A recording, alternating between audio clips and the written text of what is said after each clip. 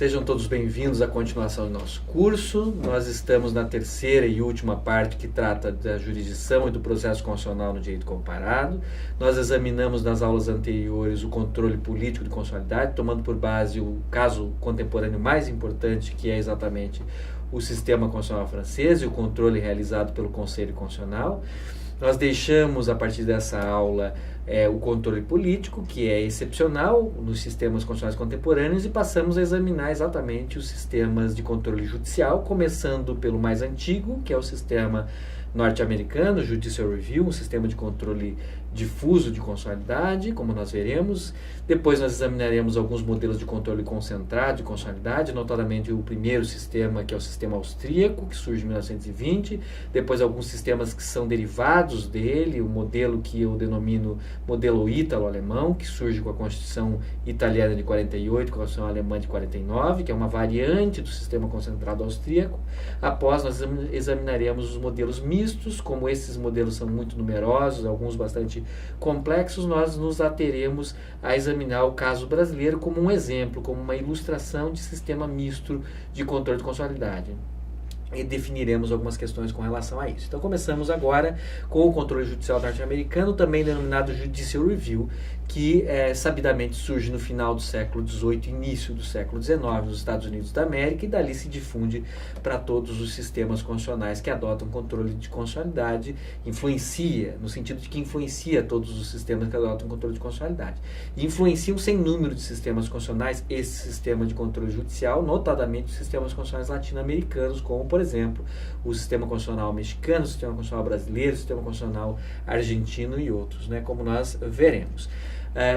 Embora a origem comumente apontada do Judicial Review, do sistema difuso de controle norte-americano, seja o precedente famosíssimo, Marbury versus Madison, proferido pelo presidente da Suprema Corte, John Marshall, no ano 1803, esse é o leading case, esse é o caso mais importante que inaugura, que funda, de certa maneira, do ponto de vista simbólico, o controle judicial de constitucionalidade no modelo norte-americano. Existem alguns precedentes importantes que eu gostaria de resgatar.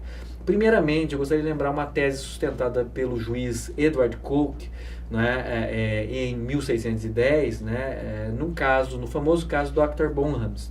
Dr. Bonham's Case é um caso que envolvia algumas penalidades aplicadas por um órgão que regulava a atividade dos médicos de Londres ao médico de nome Bonham, e que foi contestada nos tribunais, e que o Edward Coke sustentou uma tese importante no sentido de que a norma que era ali contestada, uma delegação de competência do rei para esse órgão de classe, ela violava alguns princípios estabelecidos pelo common law, pelo sistema judicial britânico, nomeadamente o princípio segundo o qual ninguém poderia ser juiz de sua própria causa.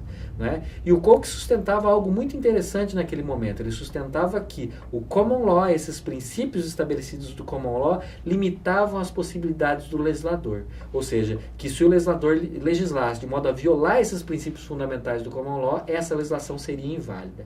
Então, embora ele tenha sido voto vencido nesse caso e nunca tenha se afirmado essa ideia de que o common law limita a atividade legislativa, esse caso ficou na memória, no pensamento político, no pensamento jurídico anglo-americano. É um caso famoso, é um caso conhecido, lembrado até hoje, e de certa maneira me parece que é uma das sementes. Ele planta a ideia de limites ao legislador, e ele é influente na racionalidade que vai levar ao surgimento do controle judicial de constitucionalidade, não na Inglaterra, mas nos Estados Unidos.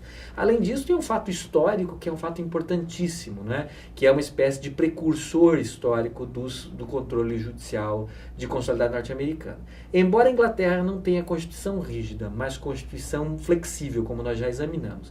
Embora a Inglaterra não tenha controle judicial de constitucionalidade, nem controle político, mas e os Estados Unidos tenham controle de constitucionalidade, é um pouco insuspeito, mas me parece que as origens, tanto das constituições escritas norte-americanas quanto do controle judicial de constitucionalidade norte-americano, estão no direito inglês, no antigo direito metropolitano.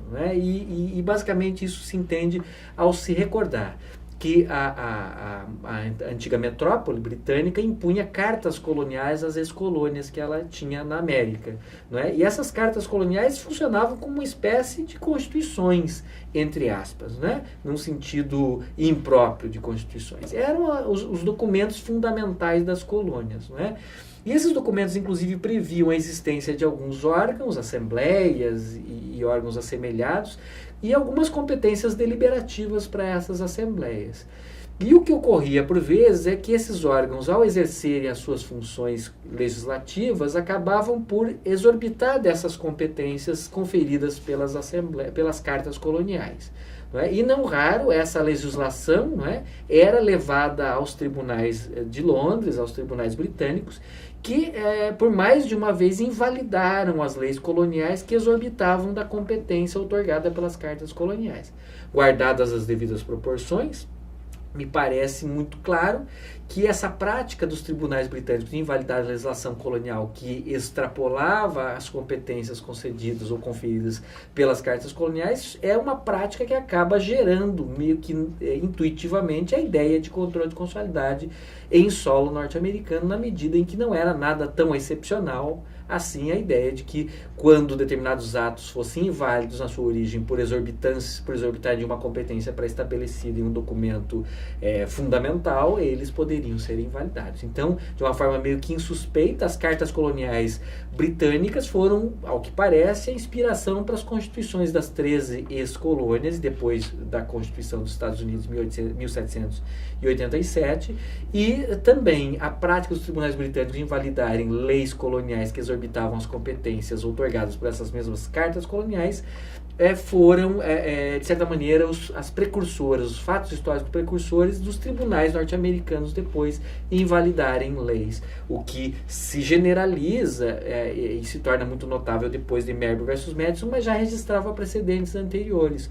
Basta lembrar que alguns tribunais estaduais já tinham declarado leis inconstitucionais e se recusado a aplicá-las, né? E que esse caso ganha mais notoriedade exatamente por envolver uma temática complexa, né? Posse de um juiz nomeado por um presidente de um partido, que depois não toma posse em tempo ainda na gestão desse presidente anterior, quando sucedido esse presidente por um presidente do partido oposto, cujo secretário de Estado lhe nega a posse, como todos sabem, né? Exatamente o caso do Marbury, né? Contra o secretário de Estado Madison, né? E que coube aí ao John Marshall, então presidente da Suprema Corte, decidir essa questão. E o aspecto mais importante da decisão não é exatamente se Marbury ganhou ou não ganhou, e efetivamente não conseguiu tomar posse no cargo, mas é o raciocínio exposto pelo John Marshall nessa decisão, que é exatamente no sentido de que é inerente à função jurisdicional realizar o controle de constitucionalidade das leis, como nós sabemos, né? Então, essa decisão é um leading case, é o marco histórico mais importante, mas existem decisões anteriores, e mesmo nos Federalist Papers, né, escritos por Jay, Madison e Hamilton, nós encontramos em alguns capítulos uma justificativa, né? Então, bastante tempo antes, né, do próprio julgamento de Marbury versus Madison, já uma justificativa, mais ou menos os mesmos termos que o John Marshall expõe na decisão de Marbury versus Madison para um controle judicial de constitucionalidade. Então, a ideia é mais antiga do que Marbury versus Madison, embora esse tenha sido o caso que tornou essa ideia mais difundida e o precedente mais importante historicamente. Quais são os fundamentos do controle judicial de constitucionalidade norte-americano difuso do Judicial Review, né? Eu aponto aqui dois fundamentos. Um fundamento é político e um fundamento é lógico, não é?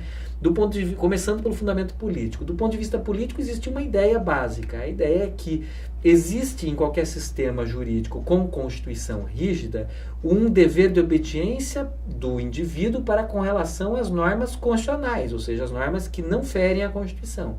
Existe uma ideia política muito forte no sentido de que o indivíduo não é obrigado a cumprir leis inconstitucionais, que ele pode legitimamente resistir ao cumprimento de leis inconstitucionais. Então, de certa maneira, esse é o fundamento mais básico do controle judicial de constitucionalidade. Se o indivíduo não está obrigado a cumprir leis inconstitucionais, né, e se a autoridade, porventura, exige o cumprimento, naturalmente essas questões vão acabar parando no Poder Judiciário, nos órgãos judiciais, nos tribunais, e esses vão ter que resolver esses conflitos, decidindo, afinal de contas, se o indivíduo estava ou não estava obrigado a cumprir aquela determinada lei.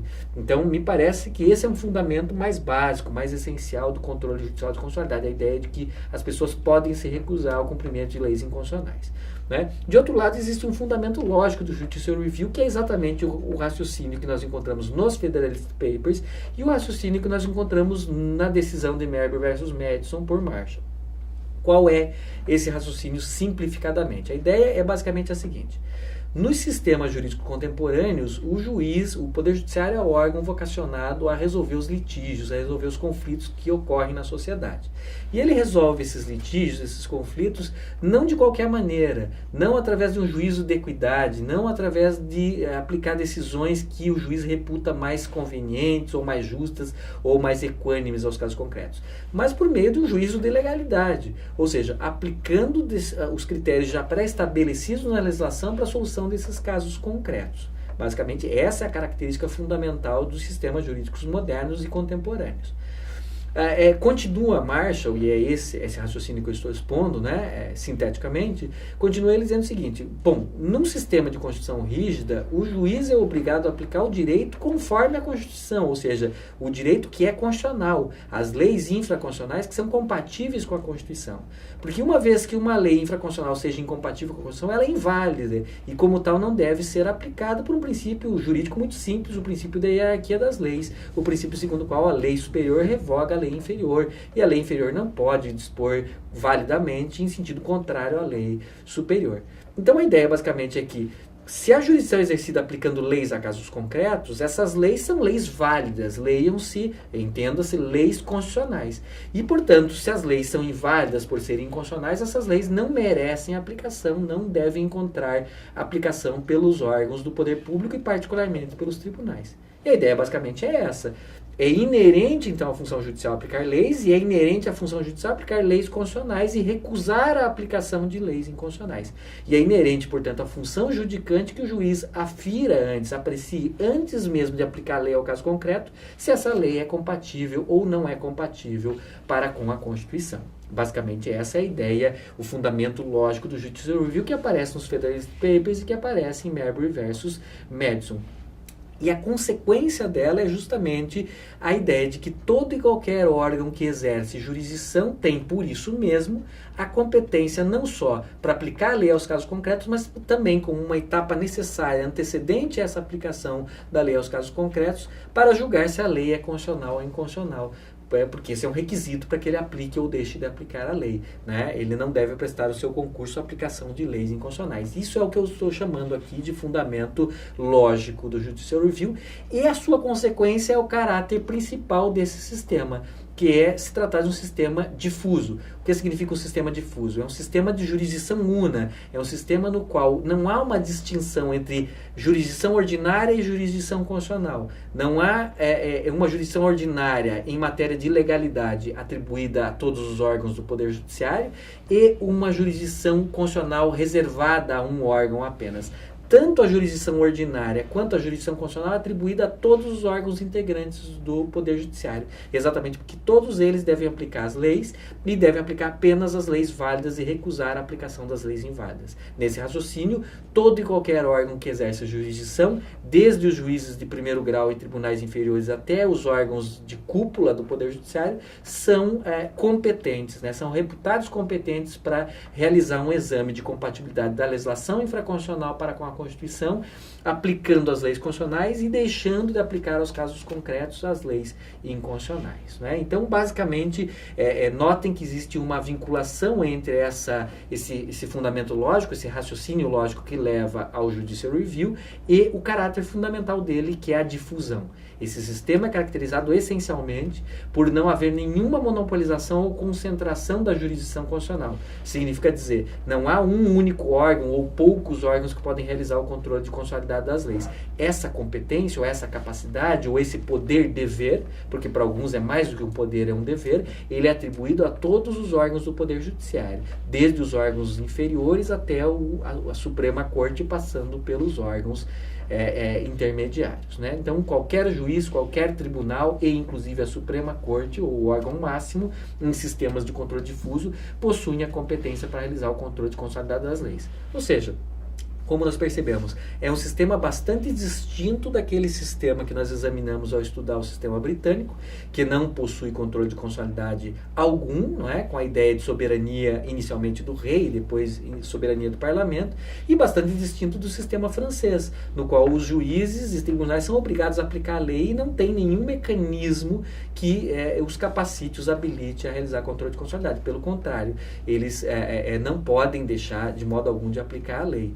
Não é? Nós vimos que no sistema francês apenas o Conselho Constitucional pode ser provocado por determinados órgãos políticos realizar o controle de constitucionalidade, e que esse controle de constitucionalidade é um controle bastante restrito. Aqui não. Aqui é um controle judicial, portanto é um controle posterior, que pode ser feito por qualquer órgão integrante da estrutura do Poder Judiciário, por qualquer juiz ou qualquer tribunal, sempre nos casos concretos que estão sob sua jurisdição. É um controle essencialmente concreto também, não só difuso, realizado por qualquer órgão do Poder Judiciário, mas essencialmente concreto, realizado sempre no bojo de um caso concreto. Nunca realizado em abstrato, nunca se trata de uma questão apenas em tese, se uma norma é constitucional ou inconstitucional. Sempre isso é uma questão prejudicial a um caso concreto, ou seja, ela altera o julgamento de mérito.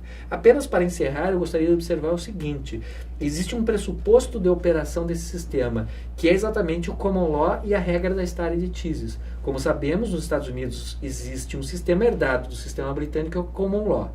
E uma das características essenciais desse sistema é o precedente vinculante, segundo o qual uma decisão, uma vez estabelecida, um precedente estabelecido, os critérios, os motivos, os fundamentos jurídicos dessa decisão deverão orientar o julgamento de todos os casos posteriores. Né? Nós temos então essa ideia de que casos iguais merecem tratamento igual, e nós já vimos que conforme o órgão que profere essa decisão, todos os órgãos inferiores a ele estão vinculados a essa decisão.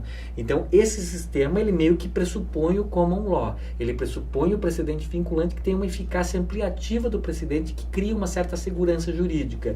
Quando esse sistema difuso é implementado em sistemas romanos-germânicos, existe um problema na medida em que o precedente não é vinculante e podem surgir e se manter durante muito tempo no sistema decisões contraditórias em matéria de constitucionalidade. Mas nós examinaremos isso com um pouco mais de calma na próxima aula.